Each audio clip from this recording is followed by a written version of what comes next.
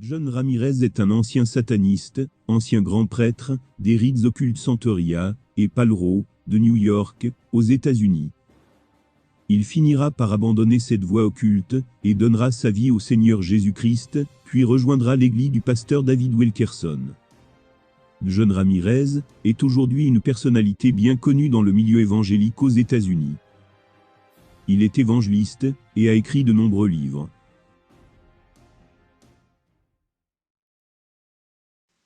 Et celui-ci est supposé être Michel, l'ange gardien. Ce que c'est, ce n'est même pas Michel, vous le savez. Et regardez, Santeria. Toute la sorcellerie. Et ça c'est la chose que j'avais, Caldero. Ça c'est Caldero. Vous vous souvenez dans le temple, le tabernacle, oui, où les gens rencontrent Jésus, où ils doivent rencontrer Jésus.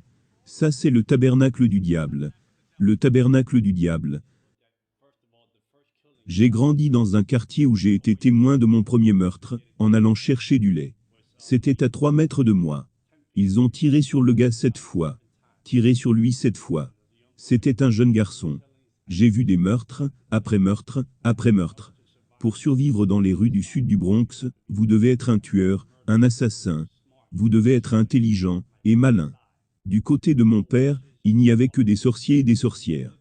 Nous étions immergés dans la sorcellerie. Nous avions un contrat, fait directement avec le diable lui-même.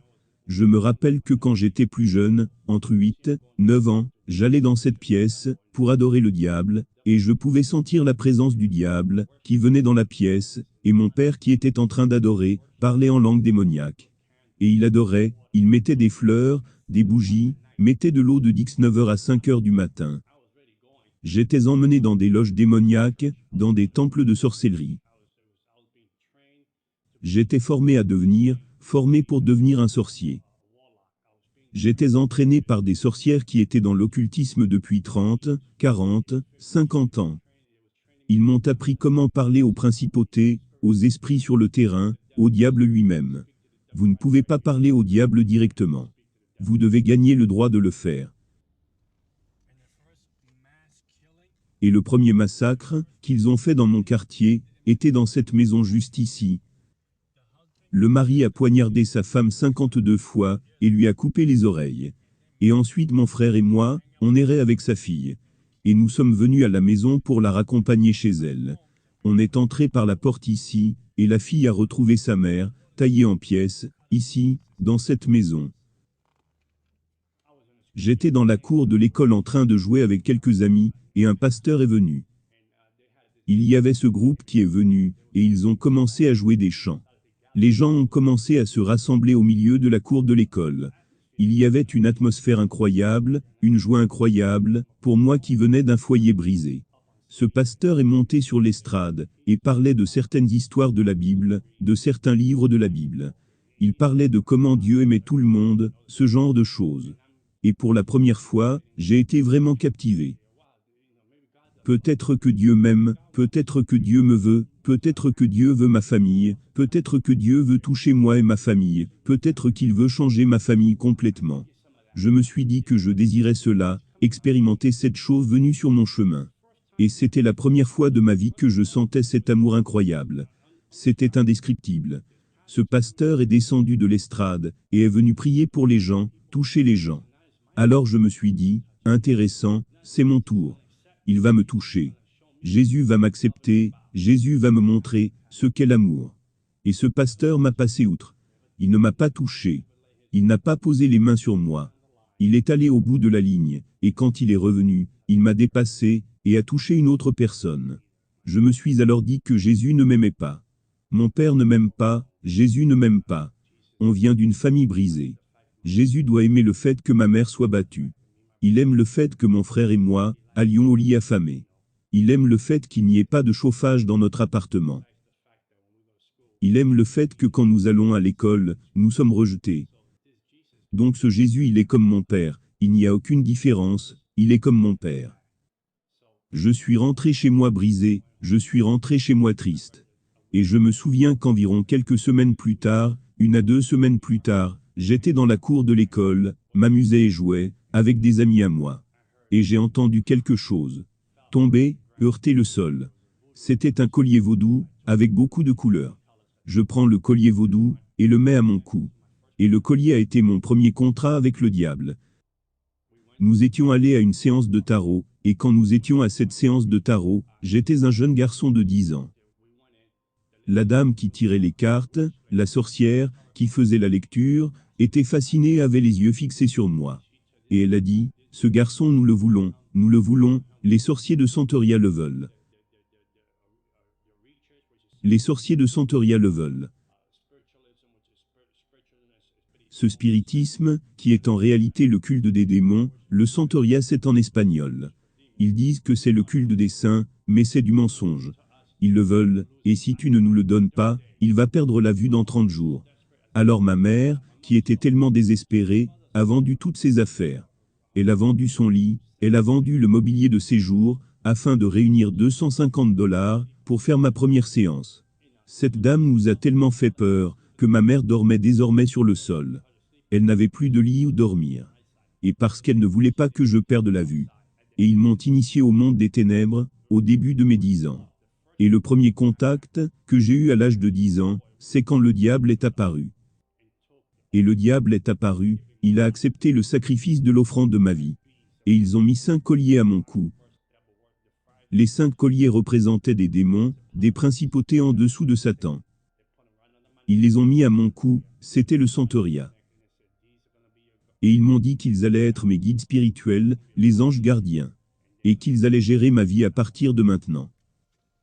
Et ce bâtiment au coin de la rue, c'était quasiment abandonné. C'est dans ce lieu que mon frère et moi avions l'habitude de monter et descendre chercher l'eau à la pompe, cette pompe là-bas. Ce bâtiment avait été laissé à l'abandon. Quasiment plus personne ne vivait ici. Seulement moi et ma famille et 12 autres familles vivaient ici. Mon enfance m'a été volée. Toute mon enfance a été d'adorer le diable, d'aller dans des loges sataniques. J'allais dans des loges sataniques de 9h à 5h du matin. Et j'étais formé par les sorciers et sorcières, pour connaître les principautés qui régnaient dans une région. Qui est dans cette région? Qui gère ces principautés? Quel est le nom de ces principautés? Comment canaliser ces puissances? À l'âge de 13 ans, je faisais des projections astrales. Je sortais de mon corps à la maison, et j'allais dans certaines régions, et je lançais des malédictions. Je maudissais des quartiers, je mettais des esprits de suspicion, des esprits de drogue dans des quartiers, esprits d'homosexualité, esprits démoniaques, esprits de meurtre, esprits de suicide. Je savais comment appeler tous ces esprits dans les quartiers. À l'âge de 15, 16 ans, j'allais dans les hôpitaux, et invoquais des esprits de mort aux soins intensifs. La mort dans telle ou telle pièce, pour que des personnes meurent, parce que je voulais gravir les échelons, et je voulais devenir le plus grand adorateur du diable de New York. Le diable était devenu mon père. Il a remplacé mon père, parce que je priais, pour qu'il tue mon père. À l'âge de 33 ans, mon père s'est fait tirer dessus, en pleine face, dans une boîte de nuit, par une femme qui n'était pas la sienne, alors qu'il en avait une. Le diable l'a pris, et il m'a dit qu'il remplacerait l'ancien, pour que je lui appartienne. Il y avait une boîte de nuit ici. Et c'est ici que mon père est mort, à 33 ans. Et nous vivions ici. Et quand j'avais 11 ans, il y avait un magasin juste ici, au coin de la rue. Et le gars s'est fait tirer ici dans la rue juste ici. Le gars s'est fait tuer, pendant que j'allais chercher une bouteille de lait. Et je grimpais le rang des adorateurs du diable. Je grimpais le rang des principautés et des démons, jusqu'au point où je pouvais m'asseoir, et parler avec le diable comme je le fais avec toi aujourd'hui. Le diable se manifestait en forme humaine, sa présence entrait dans la pièce. Et je parlais avec le diable toute la nuit. Et il me donnait des missions. J'allais donc dans plusieurs clubs pendant la nuit, afin de recruter des personnes pour le monde des ténèbres. Je disais des choses aux gens à propos de leurs finances, et de leur vie. Ce qu'ils avaient fait, et ce qui allait leur arriver. Ils n'avaient aucune idée de qui j'étais, ils ne savaient pas qui j'étais. J'avais juste des pouvoirs démoniaques. J'aimais le goût du sang. Je tuais des animaux, afin de boire leur sang chaque semaine.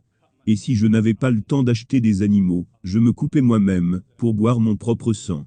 Le cercle de personnes, avec qui j'étais dans ce monde démoniaque, il y avait des docteurs, des avocats, des directeurs, des juges, des policiers, ils étaient tous dans la sorcellerie, même les chanteurs très connus aujourd'hui.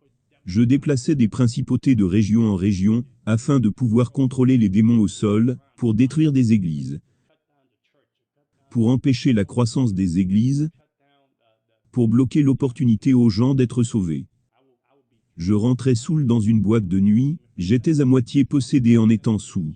Je m'arrêtais au milieu de la rue, et je disais à Dieu, descends, tu en veux? Tu veux que je te frappe au visage? Tu veux que je te crache au visage? Descends et tu verras. Je me suis marié à Halloween. J'ai eu un mariage démoniaque durant Halloween. Tous les démons et principautés de différentes parties du monde sont venus à mon mariage. Aucun être humain n'est venu, ils étaient effrayés de venir à mon mariage. Donc j'ai eu un mariage dingue, j'ai envoyé des invitations, mais personne n'est venu. Du coup il n'y a eu aucun cadeau de mariage. Mais les démons sont venus, et ont baptisé mon mariage. Donc ma femme était une sorcière, j'étais un sorcier, et quand ma fille est née, je l'ai formée pour devenir une sorcière elle aussi. Je me rappelle la première fois, quand j'allais faire un sacrifice humain. Le diable était assis à la place du passager dans ma voiture, et m'a dit « Tu m'aimes ?» J'ai répondu « Bien sûr je t'aime. » Il m'a dit « Tu vois, il y a un gars sur le toit, qui essaie de t'attraper. Il va essayer de te voler ton argent, et te faire du mal. Si tu m'aimes, tue-le. » Donc je me suis rendu sur le toit, je vivais au 12e étage de cet immeuble, je m'en souviens. Quand je suis arrivé en haut, je me souviens que cet homme descendait des escaliers. Cet homme faisait 2 mètres de haut, et devait peser dans les 100 kilos. J'étais à moitié possédé, j'ai senti un démon entrer en moi, je n'étais plus moi. Donc j'allais le traîner jusqu'à mon appartement, et lui trancher la gorge, parce que j'avais un chaudron qui devait peser plus de 50 kilos, et à l'intérieur 9 machettes, et des couteaux avec lesquels je faisais mes sacrifices d'animaux. Et quand j'ai voulu attraper l'homme, il m'a filé entre les mains, et il a disparu. Il a descendu les escaliers. Cet homme était comme un coureur olympique. Il a disparu d'un coup. Je n'ai donc pas pu l'attraper et le tuer. Des personnes ont dessiné ces graffitis ici. Là, c'est un démon.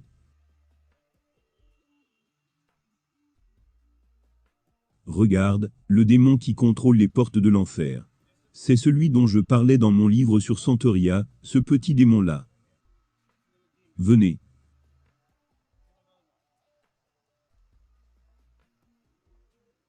C'est le démon qui gère Haïti, la principauté au-dessus d'Haïti. Là-bas, c'est la principauté au-dessus de l'islam. Regarde ça, la trappe pour piéger les gens. La vérité. Tu trouves ça drôle?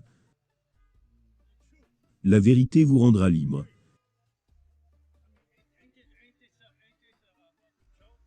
Ils ont mis cet insigne là-haut, pour que les gens pensent que ça fait partie de ça.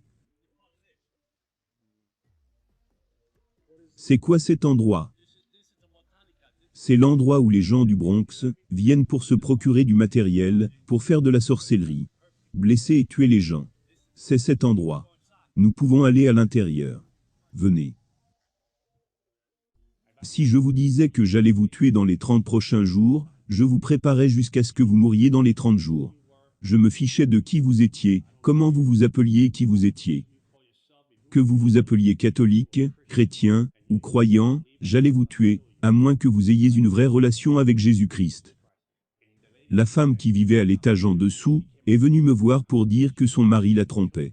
Je veux que tu tues la femme, fais des sortilèges sur elle, et tue-la. Combien cela va-t-il me coûter? Je lui ai dit, reviens, je vais parler au diable, mon père. Reviens dans quelques jours. La dame est revenue.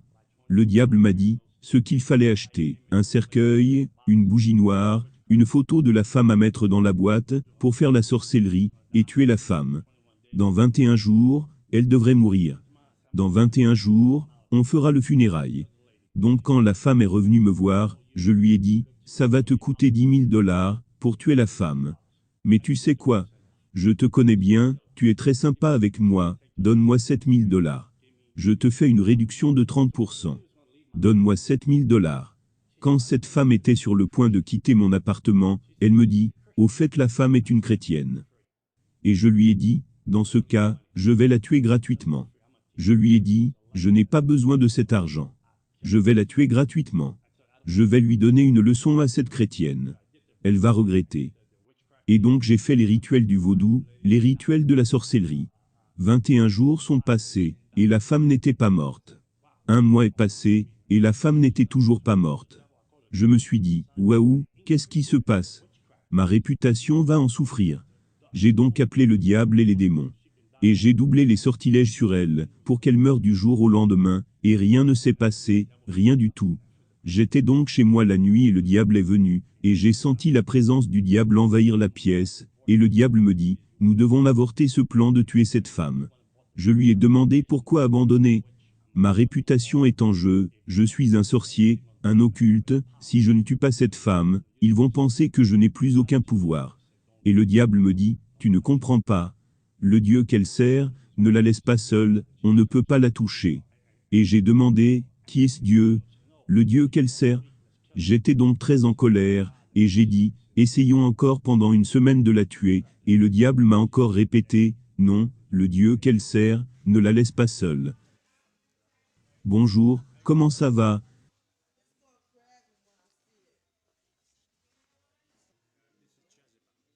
Ça c'est Jézabel dans leur religion.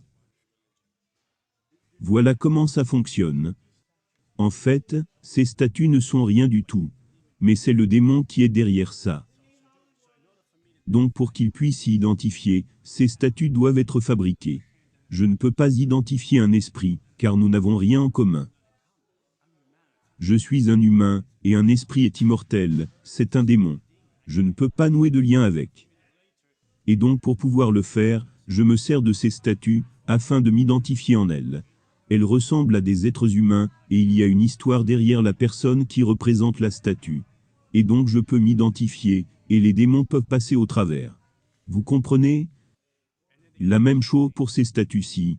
Et ensuite ils se donnent des noms, des dates, et des anniversaires, qui peuvent être piégés par les forces démoniaques, les forces occultes. Ce sont des pièges pour les Indiens, et ces statues sont visées comme un camouflage pour leurs pratiques démoniaques, leur religion démoniaque. Il n'y a rien ici qui soit saint. La seule chose qui soit sainte ici, c'est l'endroit où je me tiens. Qu'est-ce qui se passe dans cet endroit? Ici, dans la boutique, ils font de la sorcellerie, du vaudou, des sortilèges parce que ces démons veulent que vous achetiez l'une de ces statues pour que vous rameniez un démon à la maison. Regarde par là, des prières sélectionnées. Ils te font croire que tu pries Dieu. Regarde, j'avais l'habitude d'utiliser ces livres. Prières sélectionnées, pour prier. Ils te font croire que tu fais des prières à Dieu, mais ce n'est pas Dieu que tu pries. Il n'y a rien de chrétien, rien de biblique. Il y avait un livre à New York, en Amérique. J'étais la 3e personne à mettre la main là-dessus. Il y a des symboles de différents démons dans ce livre, différentes principautés, différentes façons d'amener les gens à la sorcellerie. Et ce livre, personne n'a de copies originales de ce livre. Vous ne pouvez pas avoir la copie de ce livre à moins que le diable ne le signe pour vous. Et j'étais la 3e personne à recevoir ce livre. J'ai étudié les symboles de ce livre, dans lequel grâce au sortilège, tu peux faire perdre la tête aux gens, envoyer des maladies sans origine, sur les gens. Lancer des sorts sur les gens, pour qu'ils reçoivent la lèpre, lancer des cancers aux gens. Je faisais des sortilèges sur des personnes pour les conduire au désespoir, pour faire avorter des femmes. J'envoyais des gens en chirurgie, alors qu'ils n'en avaient même pas besoin. Je faisais des sortilèges sur les gens pour les rendre fous, je leur mettais des esprits de maladie, je mettais des esprits de suicide sur les gens. Je restais éveillé toute la nuit à prier, et à parler au diable. Alors que pendant ce temps, les chrétiens ne peuvent même pas aller à l'église pendant 1 heure. Alors que des chrétiens ne peuvent même pas prier pendant 1 heure. Le monde spirituel est plus réel que le monde visible, et nous échouons à le réaliser. Et tout ce qui n'est pas couvert par Jésus-Christ, est une cible facile à abattre. Les athées, je peux les tuer facilement. Ils sont faciles à tuer. Les témoins de Jéhovah sont faciles à détruire. Les mormons sont faciles à détruire. Les gens qui racontent partout qu'ils ne croient pas au diable, ils sont faciles à détruire, car ils ne cherchent aucune aide spirituelle. Je me rappelle une fois à New York, le groupe de Nicky Cruz était venu dans mon quartier. Ils faisaient des stops en voiture, venaient chanter des louanges, prêchaient la parole, et allaient dans un autre quartier faire la même chose. Je me suis mis à attaquer ce groupe, à vouloir les mettre hors d'état de nuire. C'étaient des gamins, ils avaient 17, 18, 20 ans. Je me suis dit, mais comment osent-ils jouer cette musique horrible dans mon quartier? Cette musique qu'ils appellent louange, cette musique dégoûtante qu'ils jouent dans mon quartier. Je vais détruire ces jeunes garçons. Quand je suis arrivé à l'endroit où ils étaient, il y avait un mur de feu autour d'eux. Je ne pouvais pas y entrer pour leur faire du mal. Il y avait quelque chose qui me repoussait. À chaque fois que j'essayais de leur lancer des forces démoniaques, quelque chose me repoussait. J'étais incapable de toucher ces gamins. Et je me suis dit qu'il y avait quelque chose ici, qui n'était pas normal. Quelque chose d'anormal. Donc je suis allé, je les ai laissés tranquilles. Et je me suis dit ok, ils ont gagné ce premier round. Donc il y a forcément des esprits ici qui nous observent. Oui, bien sûr, bien sûr. Ils nous observent, mais sommes-nous protégés? Nous sommes protégés par le sang, mon frère. Il n'y a rien de comparable au sang de Jésus. Amen. Ils savent qu'ils ne peuvent pas nous toucher. Ils voient ce qu'on a, nous avons une barrière de protection autour de nous. Et on peut marcher dans cet endroit. On pourrait chasser les démons de cet endroit, on pourrait détruire cet endroit au nom de Jésus, et le diable ne pourra rien faire. J'avais beaucoup d'argent, beaucoup de belles voitures, beaucoup de belles femmes, j'avais tout, je vivais dans le monde. Mes voisins, mon voisinage était terrifié de qui j'étais. Ils se disaient, vous confrontez ce type, votre famille va mourir, si vous confrontez ce type, il n'aura pas besoin de pistolet, il tuera votre famille durant son sommeil. Mon père était incroyable. Il m'a donné des pouvoirs au-delà de ce que je pouvais imaginer. Il m'a donné des pouvoirs au point que les gens avaient peur de moi. La police me craignait, la sécurité dans mon quartier me craignait, les gens que je connaissais m'appelaient le fils du diable. J'ai mis des chrétiens à terre, les empêchant de prier. Ils étaient sans puissance. Ce n'était pas que Dieu n'est pas tout-puissant. Comprenez-moi bien, Dieu est tout-puissant, mais c'est le récipient qui est faible. Le récipient n'a pas de vie de prière. Sa vie de prière n'a pas de vie de jeûne, et il n'a aucune relation personnelle avec Dieu. Il y a une forme de piété dans la personne, mais aucune puissance. La personne est faible, la personne n'a rien qui bouge dans sa vie. Elle a une Bible, de beaux costumes, de beaux habits, mais il n'y a aucune connexion avec Jésus-Christ. Parce que tu es en dehors de sa volonté, en dehors de ses promesses, et en dehors de son plan divin. Alors je t'ai. Tu deviens ma possession. Je t'ai comme esclave. Je te brise. Je te jette des sorts. J'ai continué à faire ça sur des chrétiens, et encore, à des familles, à des églises. Je pourchassais à mort tout ce qui représentait la croix de Jésus-Christ. C'est un endroit très démoniaque. Donc cet endroit a un effet sur tout le quartier? Oui, bien sûr. Cet endroit et toute cette région sont sous contrôle, c'est le trône du diable. Nous venons juste de quitter le trône du diable. Ce trône est là depuis les années 80. Et il dépense 100 ou 200 $ pour acheter toutes ces choses. Ils sont ruinés, ils sont sous assistance publique, mais ils ont quand même assez d'argent pour acheter ces déchets. Parce qu'ils pensent que leur vie va devenir meilleure. Ils pensent que leur vie va s'améliorer. Ils pensent qu'ils vont faire des progrès. Ils croient qu'ils vont briser les malédictions familiales, les rituels et les malédictions qui viennent du vaudou. Ils croient qu'ils vont briser tout ça. Alors que Dieu dit, venez, je le ferai gratuitement. Donnez-moi juste votre vie, et je vais vous rendre libre. Mais ils ne veulent pas. C'est trop difficile pour eux, c'est trop compliqué pour eux. Mais ils peuvent aller dans des endroits comme ça, et dépenser 200 $. J'avais un contrat avec la principauté qui contrôlait Haïti. Son nom est Candela. J'avais un contrat avec des démons de Miami. J'avais un contrat avec des démons en Afrique.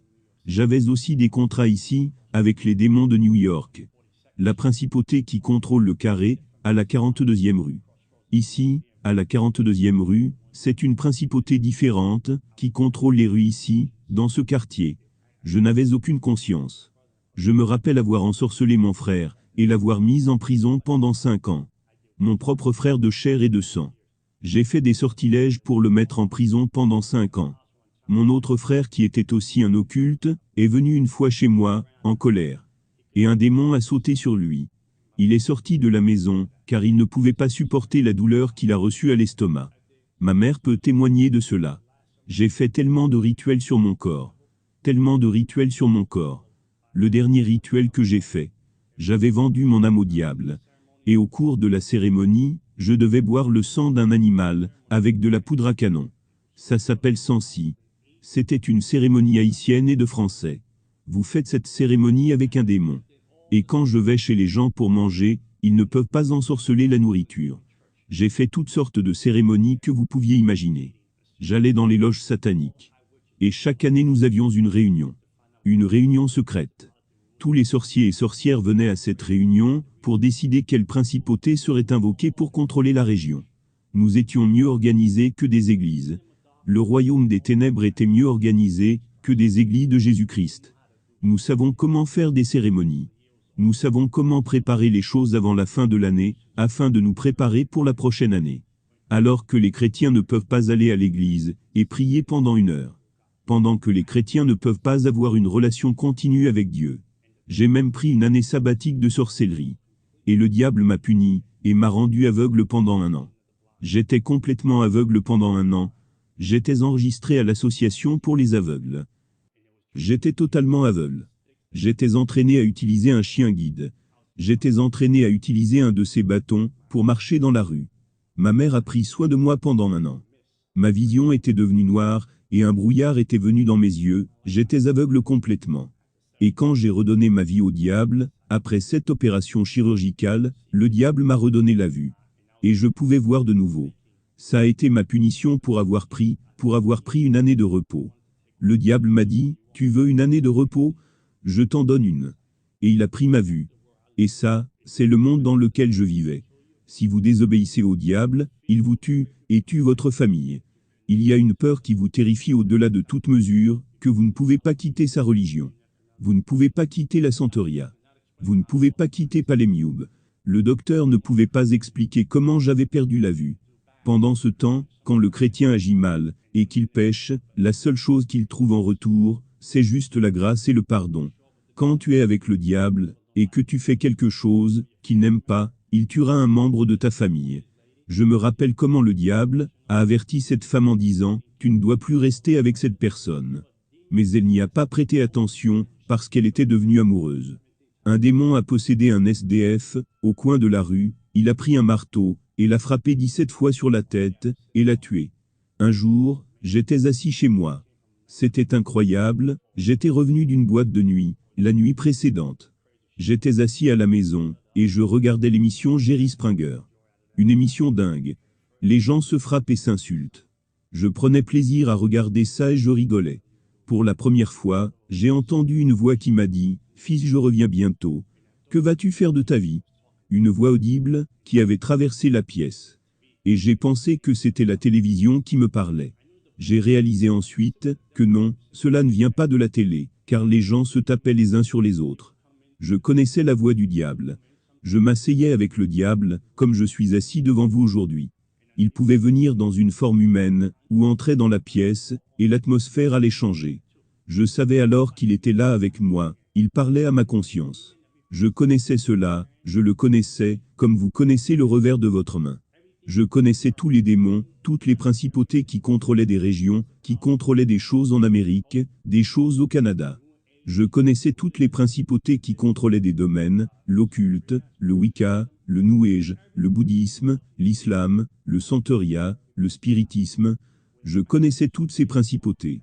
J'avais un contrat avec elles, avec toutes ces principautés. J'avais des accès directs à toutes ces principautés, et les démons au sol. Le diable, Jézabel. Je connaissais des démons, dont je ne vous dirai même pas le nom, car vous allez me demander, qui sont-ils? Je les connais tous par leur nom. Et cette voix était différente des autres voix. Quand j'ai entendu cette voix venant de nulle part, cette voix provenait comme de l'air. J'ai été choqué. Puis j'ai eu une vision de l'autre côté de l'appartement. Le ciel était en feu, et je voyais les gens sous le ciel, en train de courir, cherchant un abri, mais il n'y avait pas d'endroit où se cacher. Donc j'ai eu la vision, cela m'a secoué. En ayant cela en pensée, je me souviens que je suis allé dormir, dans un profond sommeil. Et je me retrouve dans un train plein de personnes. Je n'arrive pas à croire, je suis dans un train avec plein de gens. Et ce train allait aussi vite que vous ne pouvez l'imaginer. Il n'existe rien d'aussi rapide sur la Terre, et il a terminé en enfer. Jésus-Christ m'a emmené en enfer, et quand je suis arrivé en enfer, les portes se sont ouvertes. Il y a eu une claque, un écho indescriptible, et les portes se sont ouvertes. Puis de la chaleur venant de nulle part. Je sentais que j'allais suffoquer à cause de la chaleur, et je suis sorti du train. Et les gens dans le train avaient toutes sortes de visages, et tu pouvais voir la peur sur les gens. On pouvait sentir l'impact de la peur sur les personnes dans le train. Qu'ils allaient dans un lieu d'où ils ne reviendraient jamais. Et l'endroit était confiné. Je me suis dit, je ne veux pas mourir ici, je ne veux pas. Ce n'est pas pour moi. Je ne suis pas né pour être dans cet endroit. Je me disais cela. Je ne suis pas né pour être ici. Donc j'ai essayé de trouver un tunnel en enfer. Je voulais trouver un tunnel qui me conduirait à une porte, ou peut-être une fenêtre, ou peut-être qu'il y a un passage quelque part, par lequel je pourrais m'échapper, et retourner à la réalité. Mais il n'y avait pas de passage. Je me rappelle que plus je m'enfonçais dans le tunnel, plus la souffrance, la peur m'envahissait. Comme si tu portais une tunique. La peur t'agrippait. C'est quelque chose que vous ne pouvez même pas contrôler. Vous n'avez aucun contrôle là-dessus. C'est quelque chose qui vous étreint et qui ne vous laisse plus partir. Je ne pouvais même pas voir ma main devant mon visage. Mais j'entendais des hurlements. C'était des hurlements. Comme vous savez quand des enfants et des animaux hurlent en même temps. Ce genre d'hurlement, c'est indescriptible. Et il y avait une chaleur et une odeur, comme certains égouts, et les poubelles de New York. Et je dirais pire que ça. Lorsque je suis arrivé dans une partie du tunnel, le diable est apparu. Il disait, j'étais ton père. Il me parlait en langue démoniaque. J'étais ton père, je me suis occupé de toi, je t'ai béni, je t'ai protégé, j'ai tué des gens pour toi, je t'ai donné le prestige et des pouvoirs dans le royaume des ténèbres. Quand les gens en avaient après toi, je les détruisais, car je savais que tu allais être le canal, que j'allais utiliser pour faire avancer mon royaume sur la terre. Et maintenant tu veux me quitter. Tu veux me trahir, en langue démoniaque. Et moi je lui répondais aussi en langue démoniaque. Non, je ne te quitte pas, je suis juste confus. Et il m'a répondu, non, je sais ce que tu veux faire, tu veux me quitter et exposer ma religion. Tu veux m'exposer, et dire comment j'opère dans le monde spirituel. Parce que je t'ai enseigné beaucoup de choses, que je n'ai enseigné à personne. Je t'ai fait confiance sur des choses que tu devais savoir, afin de faire avancer mon royaume, car je voulais t'utiliser de manière puissante. Et en le disant, il est venu m'attraper. Et la croix de Jésus-Christ est apparue. Je ne comprends pas comment une croix de plus d'1 mètre puisse apparaître en enfer. Je portais un t-shirt bleu. Je l'ai alors mis sur lui, et quand je l'ai mise, il s'est effondré comme un enfant. Comme un enfant, il s'est effondré au sol comme s'il n'avait aucun pouvoir. J'ai alors saisi cette opportunité, pour courir plus profondément dans le tunnel de l'enfer, en espérant qu'il y ait une porte. J'avais mon espoir, j'avais de l'espoir, et aucun espoir à la fois. Il n'y avait pas de porte pour sortir, et je me suis dit, c'est la fin. J'avais cette peur qui me saisissait, je n'avais jamais ressenti une telle peur, hantée de désespoir.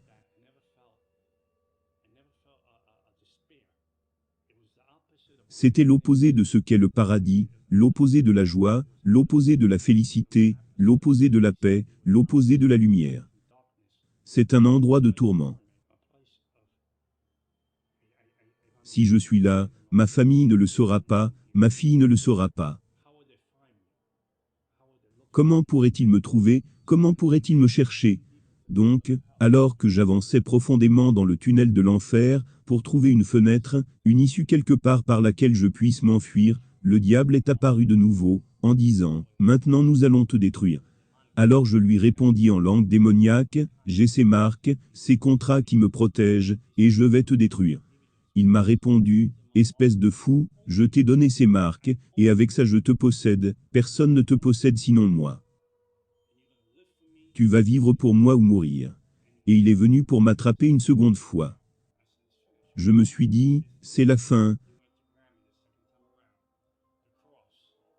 Alors la croix de Jésus est apparue une seconde fois en enfer.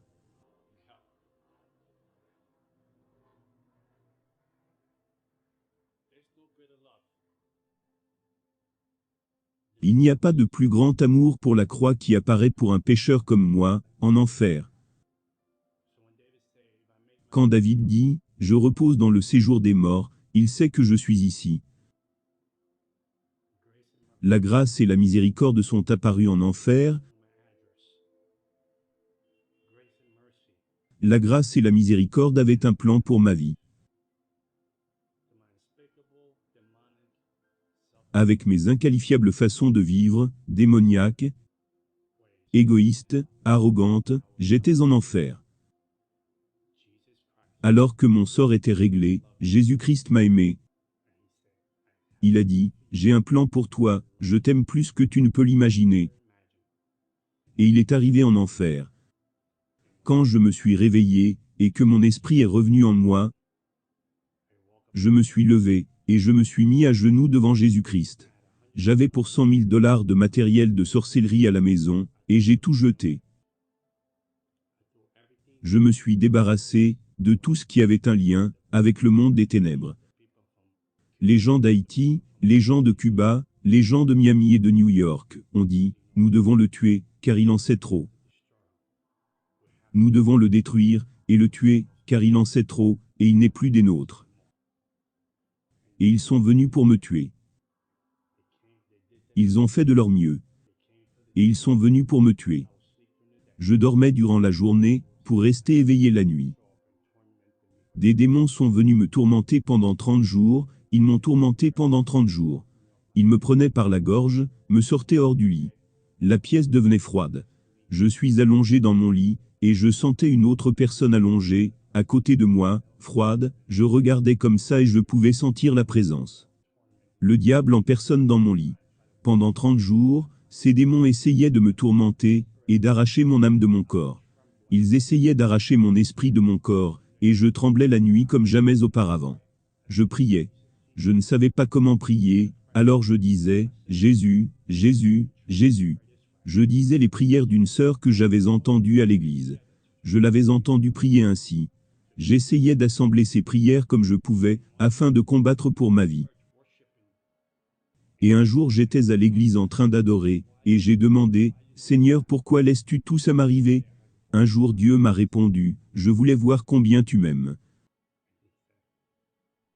Je voulais voir combien tu me fais confiance. » Et jamais plus, je n'ai été tourmenté par le diable. Et je suis devenu un évangéliste pour Jésus-Christ. 14 ans à servir le Seigneur. Je ne changerai pour rien au monde. Et sur le boulevard Alléluia, au ciel, il y a la résidence de John Ramirez. Et un jour on dira, « Bienvenue à la maison, bon et fidèle serviteur. » Et je dis, qu'il n'y a rien de tel. Je ne parle pas de chrétienté, je parle d'une relation personnelle avec Jésus-Christ. Il est mon Seigneur. Il est mon commencement et ma fin. Aucune arme forgée contre moi ne prospérera. Je mourrai quand Jésus me dira de rentrer à la maison. Pas à cause d'un sorcier, pas à cause d'une personne, pas à cause du vaudou, d'une incantation, d'un sort, rien de tout ça ne peut me séparer de l'amour de Dieu. $100 000 de sortilèges, et vendu mon âme, des marques par-ci, des marques par-là. Mais la plus grande marque est ici, c'est l'amour que j'ai pour la croix. Il n'y a rien, comme la croix de Jésus-Christ, et je vous dis ça, je vais terminer avec ça. J'étais maudit, et je suis devenu béni, parce que celui qui était béni est devenu maudit pour moi. Et j'ai changé de père, et mon père domine sur l'univers. Il m'a aimé plus que je ne pouvais l'imaginer, et cet amour je peux maintenant le donner à ma fille. Ma fille aujourd'hui est une chrétienne née de nouveau, diplômée d'université, en master de psychologie. Et je suis sûr que Dieu va l'utiliser de grande manière, grâce à la formation que je vais lui transmettre, la bonne cette fois-ci. Et je sais qu'elle fera de plus grandes choses que son père, et avant que je ne quitte la terre, les gens sauront que John Ramirez était là, car il était un puissant serviteur de Dieu. Amen. Après avoir donné sa vie à Christ, John a rejoint l'église de Times Square, à New York. Il a été enseigné par le pasteur David Wilkerson, jusqu'à sa mort soudaine en 2011.